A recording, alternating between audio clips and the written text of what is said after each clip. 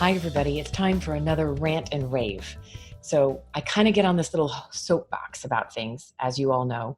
And today I'm feeling really, really drawn to the impact that the people we put around ourselves and where are we spending our energy and how are you spending it, not just professionally, but personally.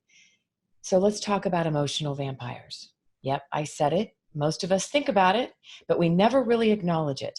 Now, I know we don't have control every minute of every waking hour about the people we come in contact with. But here's what I want to give you permission today to start doing. It's time for you to start owning how and when and who you spend your time with. You see, something magical happens, but when you can get really clear and aware of the energy around you, and you begin to understand that the people around you can really lift you up and inspire you, or they can deplete the living heck out of you. And that is what changed my life. So today, I want you to be thinking about, and if you have to, get out a piece of paper. I want you to look at how you're spending both your professional and your personal and discretionary time. Take a list, make a list of who you're spending time with, and how does that energy make you feel? Yeah, do it, own it, write it on a piece of paper, and if you have to, write their darn names down.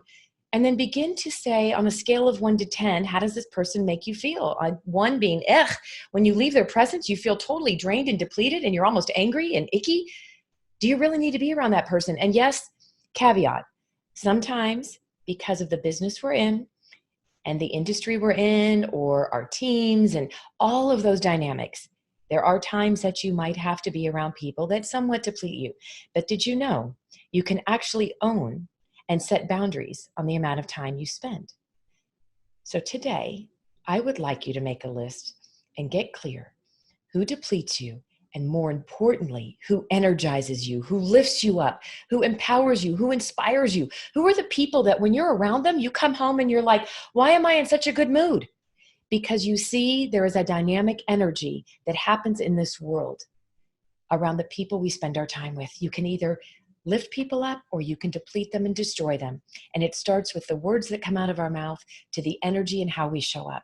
So not only do I want you to begin thinking about how to clean out the emotional vampires of your life, and you know what? You don't need permission. You don't need to ask your spouse or your children or your boss or anybody else. Only you know the energy you get from the people you're around. Number 2, here's the big step.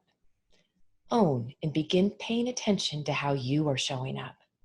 Are you the person that when somebody leaves your presence, they feel full of joy? They feel inspired and excited and ready to go just conquer the world because you give them that kind of energy?